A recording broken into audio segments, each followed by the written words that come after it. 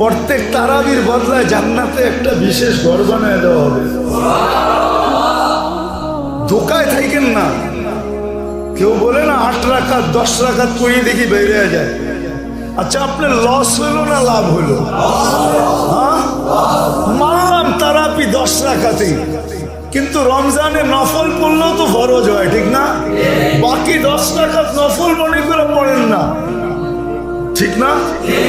তাইলেও তো আপনার লাভ হবে, লস তো হবে না।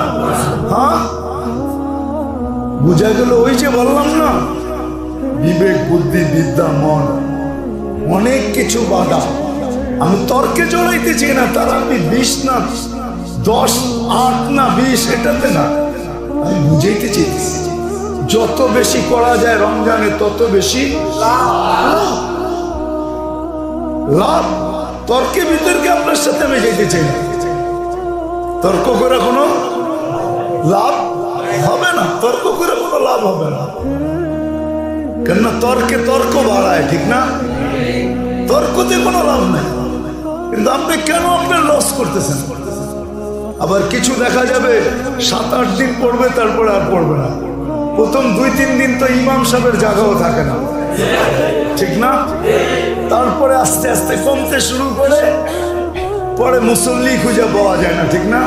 খোদার ওয়াস্তে পায়ে হাত দিয়ে একটা মাসই মা উম্মতকে আল্লাহ দিছে। শয়তানের ধোঁকায় না পড়েন, এটা করেন না। নিজের পায়ে নিজে কুড়াল দিন না। রমজান যদি আপনার বিরুদ্ধে চলে যায়, কোরআন যদি আপনার বিরুদ্ধে চলে যায়, তাহলে বাঁচার কোনো রাস্তা হবে না। আর কোরআন যদি আমার পক্ষে আসে আর রমজান আমার পক্ষে আসে, তাহলে ইনশাআল্লাহ সুন্নাহ ইনশাআল্লাহ আপনি আর আমি বাঁচবো, জান্নাত মিলবে, আল্লাহ রাজি হবে, এতে কোনো সন্দেহ নেই। জান্নাতের ভিতরে আল্লাহ বাতাস চালাইতে দেরি করবে না। হুর খাদেম খদ্দাম সব ব্যাকুল হয়ে বাহির হবে যে এই বাতাস কেন। তো রেজওয়ানকে জিজ্ঞেস করবে এই বাতাস কেন? তো বলছে উম্মতে মুহাম্মদের রমজান শুরু হলো, রমজানের সুবাদে এই বাতাস। জান্নাতের দরজা খুলে দেওয়া হবে, জাহান্নামের দরজা বন্ধ করে দেওয়া হবে।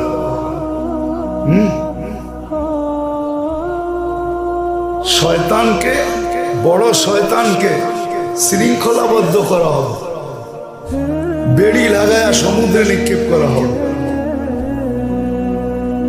1 মাসের জন্য কবর আযাব মওকুফ করা হবে। রমজানের সম্মাননা, মুমিনের রিজিক বাড়ায় দেওয়া হবে। আসলেই দেখেন, রমজানে যত কিছু খাইতে মিলে, রমজানের বাহিরে কিছু এত কিছু খাইতে মিলে না। মিলে নাকি? এত কিছু মিলে না। আম মাফের ঘোষণা হবে, আম মাফ।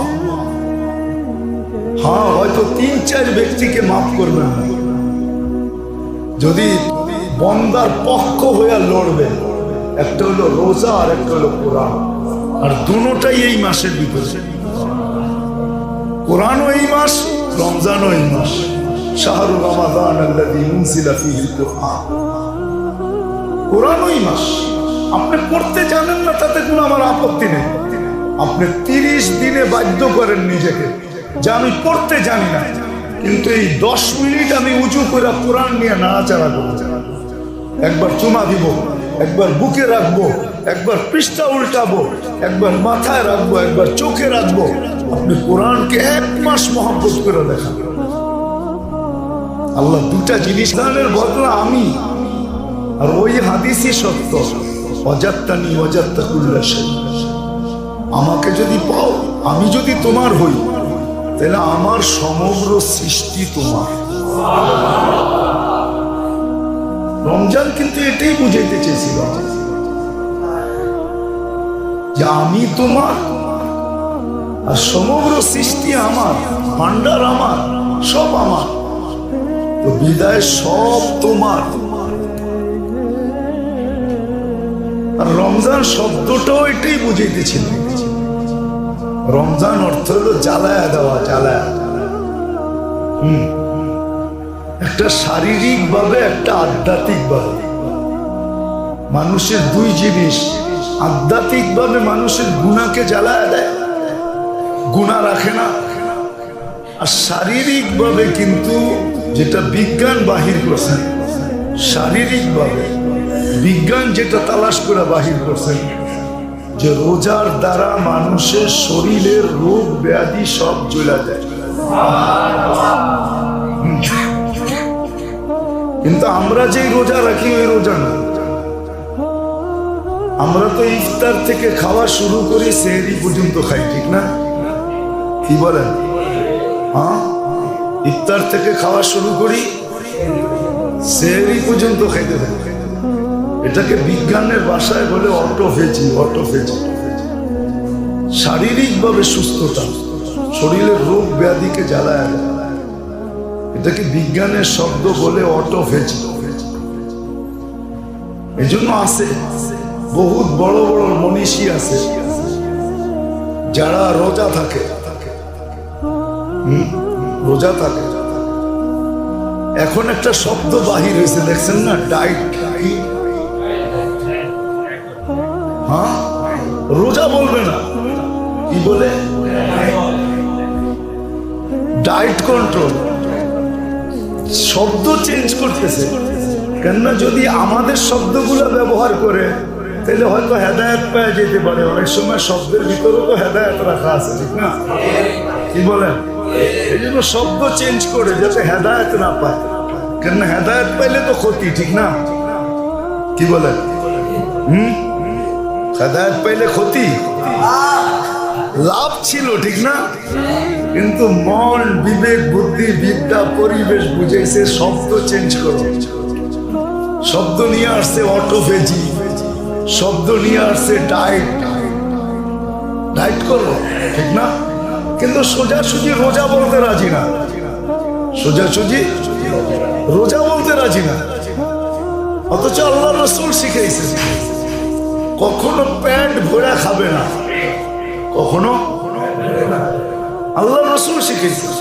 আমি এর আগে বলছিলাম আপনাদের যে ইরানের প্রসিদ্ধ ডাক্তার আল্লাহ রসুলের জামানায়, রসুলের জামানার পরে সাহাবাদের জামানায় মদিনায় এসে বিরাট ক্লিনিক খুলছে, কিন্তু দিন যায় রোগী একজনও আসে না। তো জিজ্ঞেস করছে তোমাদের রোগ নাই কেন? বলে তা তো বলতে পারবো না। বলছে তোমাদের খাওয়ার পদ্ধতি কি? বলছে আমাদের নবীজি যা বলে গেছে তাই। বলছে তোমাদের নবীজি কি বলছে? বলছে লা তাকুল হাত্তা তাজু, ক্ষুধা না লাগলে কখনো খাবে না, চাই সেটা শোনা আসুক, চাই সেটা কি। আমরা তো পাইলে মাশাআল্লাহ, ঠিক না?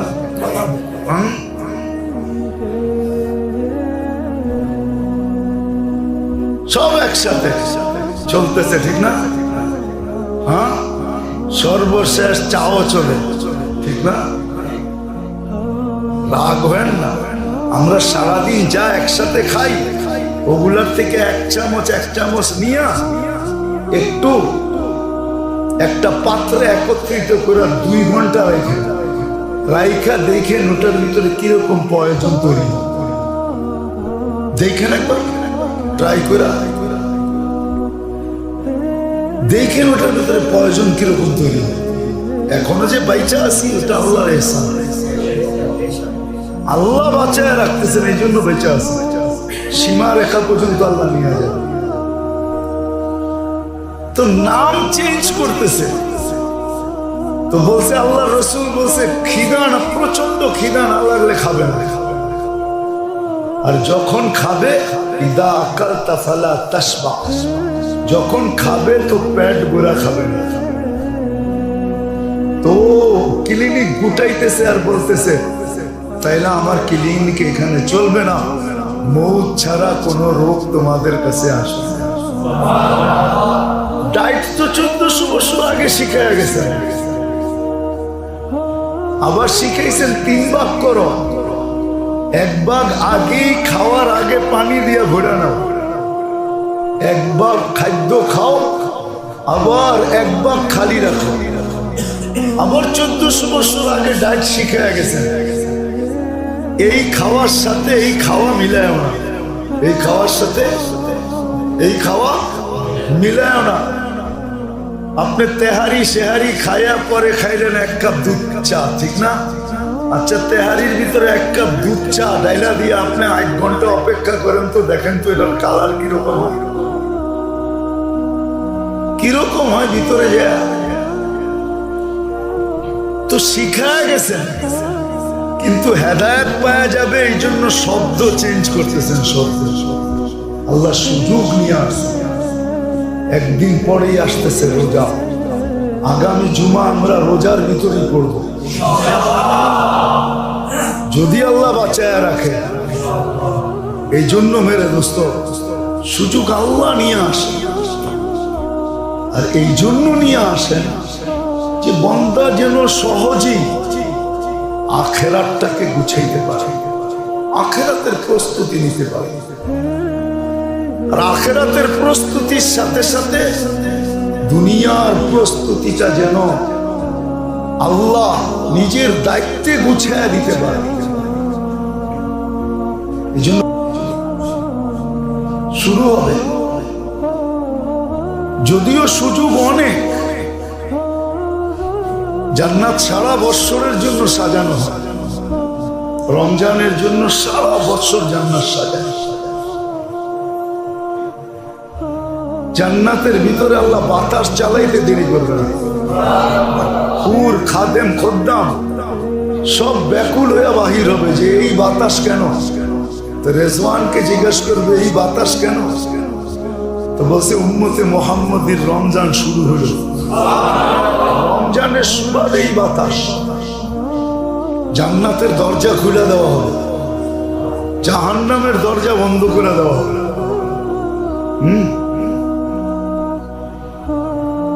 শয়তানকে, বড় শয়তানকে শৃঙ্খলাবদ্ধ করা হবে, বেড়ি লাগায়া সমুদ্রে নিক্ষেপ করা হবে। 1 মাসের জন্য কবর আযাব মওকুফ করা হবে। রমজানের সম্মাননা, মুমিনের রিজিক বাড়ায় দেওয়া হবে। আসলেই দেখেন, রমজানে যত কিছু খাইতে মিলে, রমজানের বাহিরে কিছু এত কিছু খাইতে মিলে না। মিলে নাকি? এত কিছু মিলে না। আম মাফের ঘোষণা হবে, আম মাফ। হ্যাঁ, হয়তো 3-4 ব্যক্তিকে মাফ করবেন না যদি তওবা না করে, তওবা না করে 3-4 ব্যক্তিকে মাফ করবেন না যদি তওবা না করে। এই জন্য উচিত সমস্ত গুনার থেকে আজকেই তওবা করে না, যে সব গুনার থেকে তওবা, যত ধরনের গুনাহ আছে। মা বাবার অবাধ্য থাকলে আজকেই ঠিক করে নেওয়া, সূর্য চাঁদ উঠার আগেই ঠিক করে নেওয়া, সম্পর্ককে ঠিক করে নেওয়া, যা মাপ চায় নেওয়া, হাই হ্যালো করে নেওয়া। যদি হয় কেউ এরকম, বিশ্বাস করি না যে মুসলমান কখনো একেবারে মদের অভ্যস্ত হইতে পারে না। যদি এরকম কেউ হয় যেটা ছাড়া চলে না, শুনছি, দেখি তো নাই, নিজে শুনি নাই, শুনছি। এমনও লোক বলে আছে রমজান সারা রমজান হাত দেয় নাই, ঈদের চাঁদের দিন কইতেছে যে ইফতার করতেছে। না, তওবা করা চাই। একটু অপেক্ষা করেন না, দুনিয়ার এই গান্দা মদ খায়া কি হবে, ঠিক না? শরাবান তাহুরা, আল্লাহ পান করাবে, আল্লাহ আল্লাহ নিজের হাতে পান করাবে। রাখাস, অপেক্ষা করেন, অপেক্ষা করেন। মাঝে মাঝে আফসোসও করি, যদিও বলা উচিত না। অনেক সময় ভ্রমণে দেখি, চিনি কেন অনেক লোককে তো চিনা যায়, ঠিক না? চিনি, প্লেনে বয়া মারতেছে, সমানে ফ্রি পাইছে, কেন ওইখানে তো অনেক ধরনের বোতল থাকে, ঠিক না? একটার থেকে ডাললে কয় ওটার থেকে একটু মিলায় দেন, ওটার থেকে একটু মিলায় দেন। আবার মাঝে মাঝে আমাদেরকে না চিনলেও তো চিনি, পাশের লোককে বলে ককটেল বানায় খাইলে কেমন হয় দেখি। হাসি, বিলকুল হাসি। আবার হাসতে হাসতে এরকম একদিন আমি চিনি এয়ারপোর্টে নামার পরে মাশাআল্লাহ বিড়ম্বনা এমন পড়া পড়ছে, মনে হয় 20 ঘন্টা পরে ছাড়ছে কিনা এটাও জানি না। আমি তো সাথে সাথে বাইরে হয়ে গেছি, কিন্তু যে অবস্থা ওনার ছিল মনে হয় যে ইমিগ্রেশন ওনারা 20 ঘন্টা বসায় রেখে বলছে আগে তুই ঠিক হ, তারপরে পাসপোর্ট দেখবো, তারপরে চালানো। যারা রিসিভ করতে আসছে ওরা হয়তো পাগল হয়ে গেছে যে সব বাহির হয়ে গেল, প্লেনের পরে প্লেন বাহির হইতেছে, এইটা বাহির হয় না কেন? তো মাঝে মাঝে হাসিও লাগে, হায় মুসলমান, হায় মানুষ, আল্লাহ কত বড় জিনিস লেখা দিচ্ছে। তো যেটা বুঝাইতেছিলাম, আল্লাহ বড় সুযোগ আমাদের সামনে নিয়ে আসছে। তখন রোজাদারকে রোজাকে শেষ হাতিয়ার হিসাবে আল্লাহ নিয়ে আসবে, সর্বশেষ একে পাল্লায় রাখবে, আর এর মাধ্যমে আল্লাহ সবকিছু মিটাইয়া একে জান্নাতে যাবে। আসলে আল্লাহ সুযোগ নিয়ে আসতেছে। এখন আগেও বলছিলাম যে এটাকে কাটানো কেমন চাই। রোজা কিন্তু শারীরিকভাবে এবং আধ্যাত্মিকভাবে তো প্রত্যেক ব্যক্তিকে মুত্তাকি বানাবে, তাকওয়া দিবে, তাকওয়া দিবে। কিন্তু এজন্য কোরআন বুঝিয়েছে লাআল্লাকুম তাত্তাকুন, কুতিবা আলাইকুমুস সিয়াম কামা কুতিবা আলাল্লাযীনা মিন ক্বাবলিকুম। অতীত মানুষকে রোজা দেওয়া হয়েছে, উম্মতকে তোমাদেরকে দেওয়া হয়েছে। অতীতের রোজার উদ্দেশ্য জামলে তা থাকে, এটা নিয়ে আল্লাহর কোনো সে নাই। কিন্তু আমাদের রোজা কেন, এটা আল্লাহ বুঝিয়েছেন লাআল্লাকুম তাত্তাকুন, তোমরা যেন তাকওয়াওয়ালা হও, তাকওয়াওয়ালা হও।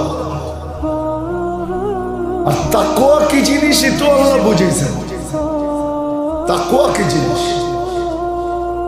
4 জিনিসের সমষ্টির নাম হলো তাকওয়া।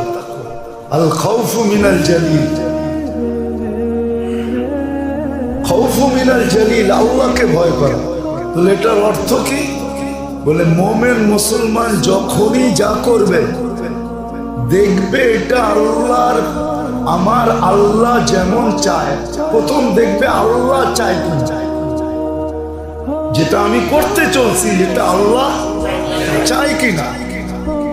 আবার যখন দেখবে আল্লাহ চায়, তখন সে ভাববে যে আল্লাহ কিভাবে চায়, পরিপূরক। একটা মুহূর্ত আরেকটা মুহূর্তকে পূর্ণতা দেয়, তাকে কাজে লাগায় দেয়।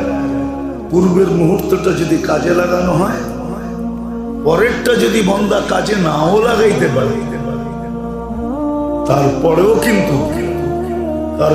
কিন্তু এই উম্মতের জন্য সুযোগ।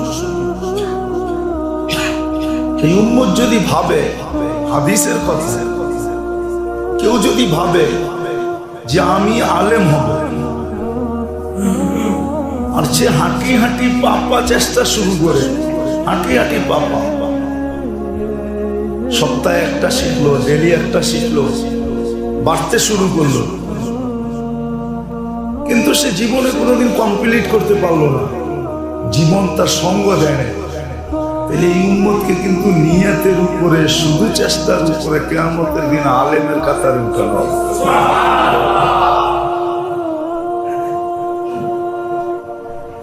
আপনি যদি হাফেজ হইতে চান, ডেলি একটা করে অক্ষর মুখস্থ করা শুরু করলেন, একটা আয়াত, দেখা যাবে একটা বয়স থাকে, এক আয়াত মুখস্থ করতে 1 সপ্তাহ লেগে যায়। হয় না, হয় আবার ভুলা যায়। এইভাবে আপনি চলতে থাকলেন, নিয়ত যে আমি হাফেজ হয়ে উঠতে চাই, হাফেজ হইতে চাই না। হাফেজের একটা বেনিফিট আছে, তাকে আল্লাহ বিশেষ সোসাইটিতে আমাদের বিবেক বুদ্ধি বিদ্যা আমাদের মন আমাদেরকে এমন বুঝাইছে, রাগ হয় না, আমরা আমাদের সন্তানদেরকে দুনিয়াতে বড় কিছু দেখতে চাই, ঠিক না? কি দুনিয়াতে বড় কিছু, বড় এডুকেটেড দেখতে চাই, বড় পদস্থ দেখতে চাই, ঠিক না? হায়, মুসলমান হিসাবে উচিত ছিল যে চিরদিনের জন্য বড় কিছু দেখতে চাই, এটা উচিত ছিল। একটা হাফেজকে একটা সোসাইটিতে আল্লাহ একটা শহর দিবে। আগেও বলছিলাম মনে হয় যে শহরে 70,000 গেট হবে, প্রত্যেক গেটে 70,000 ফেরেশতা তাকে স্বাগত জানাবে।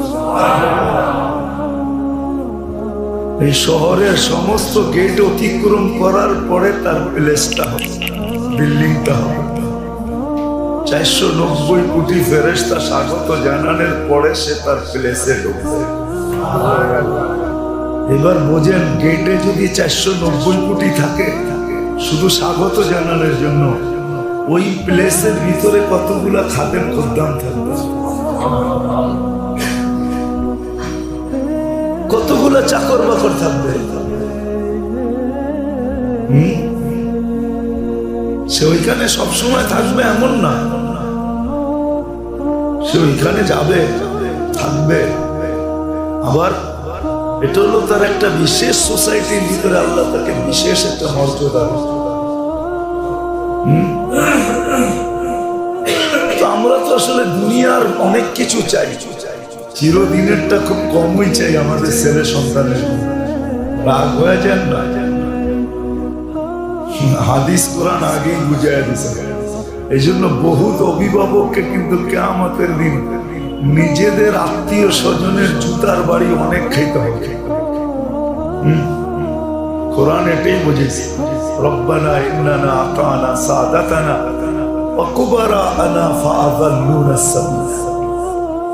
সন্তান সন্ততি আত্মীয় স্বজন বলবে, আর আমাদেরকে দুনিয়াতে বড় হইতে দেখতে চেয়েছে, আমরা দুনিয়াতে বড় ছিলাম, আমাদেরকে আখেরাতে বড় হইতে দেখতে চাই না। বিদায় আখেরাতে যখন আমরা ছোট, তা আমরা এদেরকে জুতাবো, তারপরে যাবো, এর আগে যাবো না। শুধু জুতাইলেও তো ভালো হইতো। বলবে আল্লাহ, আমরা এদেরকে আগে জাহান্নামে পাঠাবো, তারপরে আমাদের মন ভরবো, তারপরে আমরা ঝাঁপ দিব, এর আগে যাবো। এটাও কিন্তু কোরআন সুস্পষ্ট করছে। খায়ের সত্য এটাই, বিবেক বুদ্ধি বিদ্যা মন পরিবেশ এগুলো একটা বাধা আর কি, পরিবেশও বাধা। নাহলে হাদিস আসতো না, ইউহাব্বিদানি ওয়া ইউনাসসিরানি ওয়া ইউমাজ্জিসানি, এই শব্দ কোনোদিন আসতো না। মানুষের পরিবেশ, সমাজ অনেক কিছু মানুষকে অন্য লাইনে প্রবাহিত করে নিয়ে যায়। খায়ের এটা আমার আলোচ্য বিষয় না, যেটা বুঝাইতে চাইতেছি ওটাই বুঝাবো, কিন্তু একটু দূরের থেকে নিয়ে যাইতেছি যাতে দিলে রেখাপাত করে কিছু লোক তৈরি হয়, একটা সমাজ তৈরি হয়, একটা এরিয়া তৈরি হয়। সারাটা দুনিয়াকে তো ঠিক করা যাবে না, জন্য হাদিসে আছে কিছু লোক তৈরি করো, কিছু বিশেষ লোক তৈরি করো। সারা দুনিয়া তৈরি করা সম্ভব না। সারা দুনিয়া একদিকে ছুটতেছে, আমি সারা দুনিয়াকে কাঁধে কান্দা দিয়া ঠেলা অন্যদিকে নিয়ে যেতে পারবো, কিন্তু হ্যাঁ, বুঝানোর মাধ্যমে যদি কিছু লোক তৈরি হয়। এই জন্য আজকের দিন কালকে দিনের পরেই কিন্তু রমজান আসতেছে। এটা বিরাট বড় সুযোগ আল্লাহ নিয়ে আসতেছে, যাদেরকে পাওয়ায় দিবে। এখনো যে পাবো বলতে পারি না, বলার কোনো সুযোগ নেই। হ্যাঁ, যারা পাবে, আল্লাহ যাদেরকে পাওয়ায় দিবে, আল্লাহ আমাদের সবাইকে পাওয়ায় দেখবে। যদি পাওয়া যায় তাহলে বিরাট বড় একটা সুযোগ কিন্তু আমাদের হাতে আসবে, বিরাট সুযোগ। বিরাট সুযোগ আল্লাহ আমাদেরকে ধরায় দিবে, যেটার দ্বারা শুধু একটা মাস না, একটা লম্বা জীবনকে গুছানো, পুরো একটা জীবনের প্রস্তুতি নেওয়া যায়। শুধু পুরো একটা জীবনের না, জীবন হয়েও আরো কত শত জীবন হবে এটা বর্ণনা দিয়ে শেষ করা যায় একটা রমজানের ভিতরে।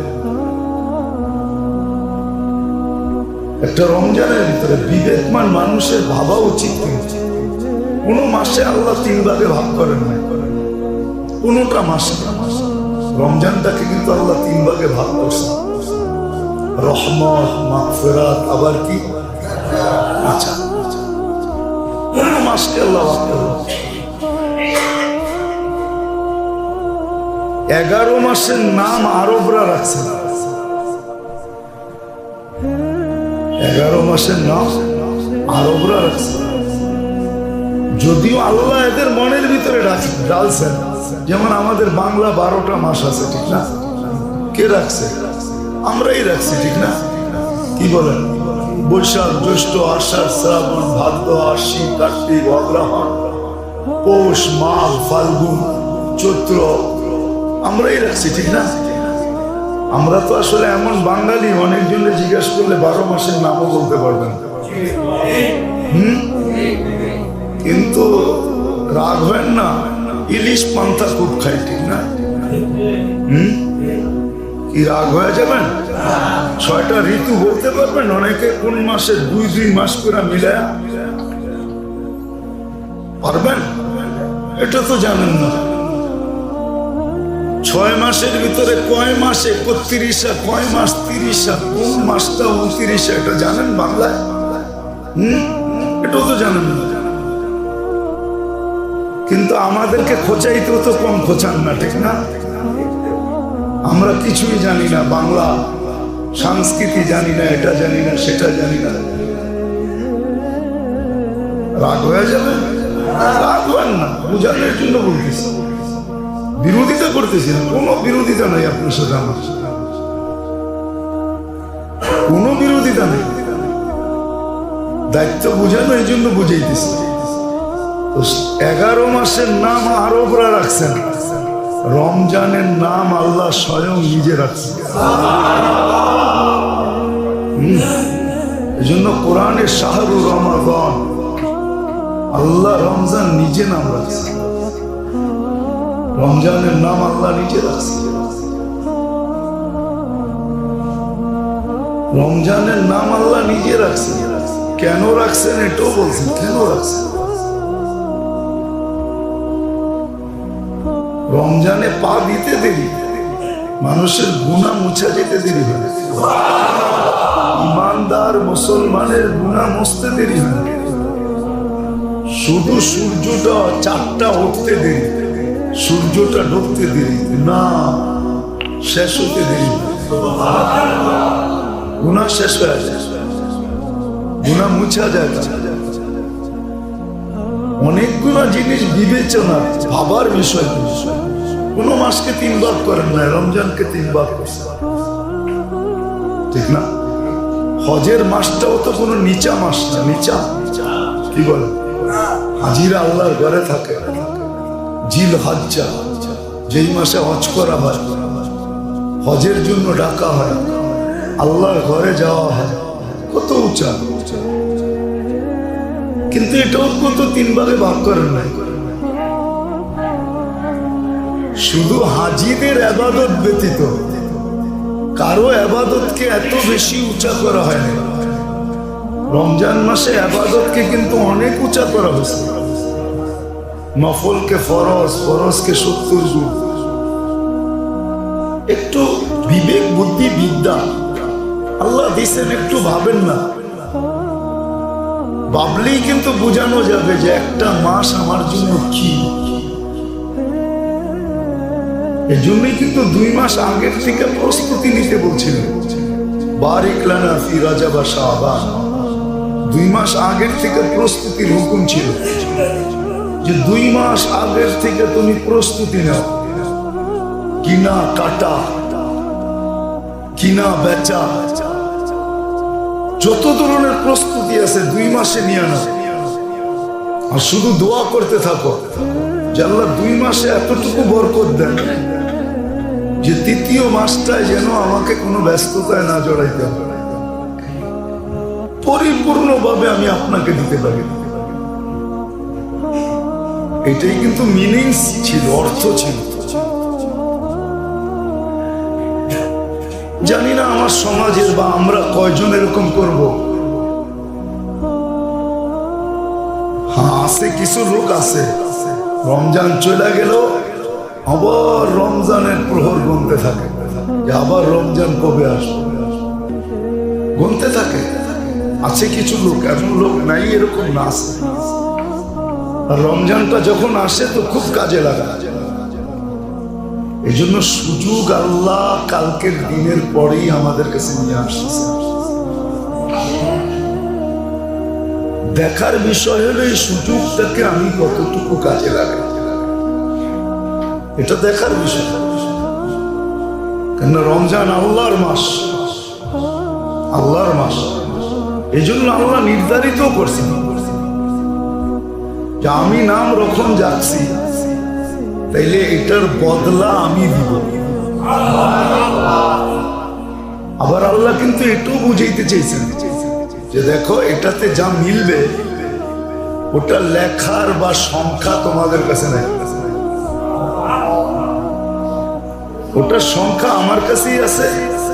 আমি এটার সংখ্যা বসাবো, বা এটা আরেকটা অর্থ হইতে পারে যে আমি যখন মাস নাম রাখছি মাসটা আমার, আর এটার বদলা আমি স্বয়ং নিজে। এটা যেন ওই কথা বুঝেছেন, যদি বুঝে কেউ তাইলে বুঝে আসবে। ওই কাহিনীর দিকে যদি যাওয়া হয় যে হারুনুর রশিদ হীরা মণি মুক্তা সোনা দানা ছিটায় ঘোষণা দিয়েছেন যে আজকে যে যেটার উপরে হাত রাখবে সে সেটার মালিক। তো সবচেয়ে দামি জিনিসটা নিজের সামনে রাখছেন। কৃত দাস ছিল একজন আয়াস নাম, আয়াস কৃত দাসী ছিল, কৃত দাস ছিল। তো সে বাদশার কাছেই দাঁড়ায় ছিল, সে কোনোটাই হাত লাগাইতেছিল না। কিন্তু মন্ত্রী পরিষদ আপনজন যারা ছিল সবাই কুড়াইতে শুরু করছে, যে যেটা পারে। এ যখন কোনোটাতেই হাত রাখে না, তো বাদশাহ নিজেই বলছিলেন যে দূরে না যায় হোক, আমার সামনেও তো একটা রাখা আছে, এটার উপরে তো হাত রাখতে পারিস। তুই তো দেখা যায় বড় বেউকুফ, নির্বোধ। তো